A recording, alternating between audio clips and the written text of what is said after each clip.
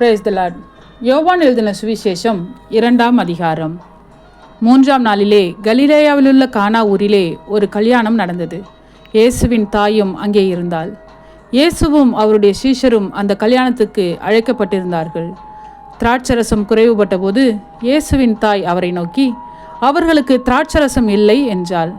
அதற்கு இயேசு, ஸ்திரீயே, எனக்கும் உனக்கும் என்ன, என் வேலை இன்னும் வரவில்லை என்றார். அவருடைய தாய் வேலைக்காரரை நோக்கி, அவர் உங்களுக்கு என்ன சொல்லுகிறாரோ அதன்படி செய்யுங்கள் என்றாள். யூதர்கள் தங்களை சுத்திகரிக்கும் முறைமையின்படியே ஒவ்வொன்றும் 2-3 குடம் தண்ணீர் கொள்ளத்தக்க 6 கற்சாடிகள் அங்கே வைத்திருந்தது.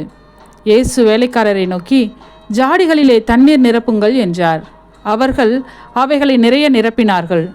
அவர் அவர்களை நோக்கி, நீங்கள் இப்பொழுது மொண்டு பந்தி விசாரிப்புக்காரனிடத்தில் கொண்டு போங்கள் என்றார்.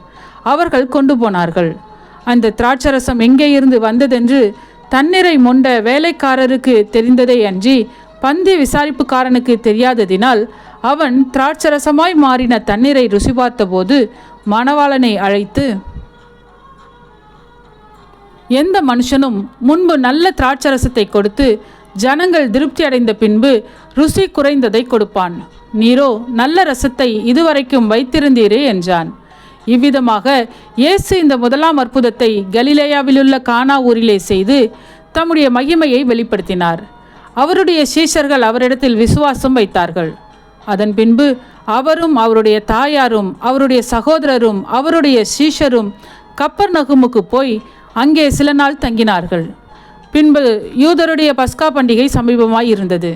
அப்பொழுது இயேசு எருசலேமுக்கு போய் தேவாலயத்திலே ஆடுகள், மாடுகள், புறாக்களாகிய இவைகளை விற்கிறவர்களையும் காசுக்காரர் உட்கார்ந்திருக்கதையும் கண்டு கயிற்றினால் ஒரு சவுக்கை உண்டு பண்ணி அவர்கள் யாவரையும் ஆடு மாடுகளையும் தேவாலயத்துக்கு புறம்பே துரத்திவிட்டு காசுக்காரருடைய காசுகளை கொட்டி பலகைகளை கவிழ்த்து போட்டு புறா விற்கிறவர்களை நோக்கி, இவைகளை இவ்விடத்திலிருந்து எடுத்துக்கொண்டு போங்கள், என் பிதாவின் வீட்டை வியாபார வீடாக்காதிருங்கள் என்றார்.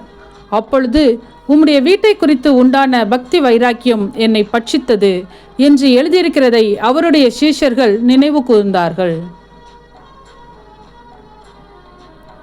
அப்பொழுது யூதர்கள் அவரை நோக்கி, நீர் இவைகளை செய்கிறீரே, இதற்கு என்ன அடையாளத்தை எங்களுக்கு காண்பிக்கிறீர் என்று கேட்டார்கள். இயேசு அவர்களுக்கு பிரதியுத்தரமாக, இந்த ஆலயத்தை இடித்து போடுங்கள், 3 நாளைக்குள்ளே இதை எழுப்புவேன் என்றார். அப்பொழுது யூதர்கள், இந்த ஆலயத்தை கட்ட 46 வருஷம் சென்றதே, நீர் இதை 3 நாளைக்குள்ளே எழுப்புவீரோ என்றார்கள். அவரோ தம்முடைய சரீரமாகிய ஆலயத்தை குறித்து பேசினார். அவர் இப்படி சொன்னதை அவர் மரித்தோரிலிருந்து எழுந்த பின்பு அவருடைய சீஷர்கள் நினைவு கூர்ந்து வேத வாக்கியத்தையும் இயேசு சொன்ன வசனத்தையும் விசுவாசித்தார்கள்.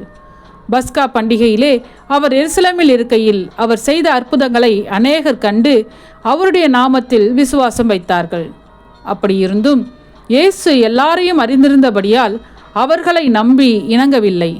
மனுஷர் உள்ளத்தில் இருப்பதை அவர் அறிந்திருந்தபடியால் மனுஷரை குறித்து ஒருவரும் அவருக்கு சாட்சி கொடுக்க வேண்டியதாய் இருக்கவில்லை. ஆமென். சத்தியத்தையும் அறிவீர்கள், சத்தியம் உங்களை விடுதலையாக்கும். இந்த வசனத்தின்படி அநேகர் சத்தியத்தை அறிந்து விடுதலையாக்கப்பட இந்த சேனலை லைக் செய்யுங்கள், அநேகருக்கு ஷேர் பண்ணுங்கள். ஜீவ வார்த்தையை தினமும் கேட்க சப்ஸ்கிரைப் செய்யுங்கள்.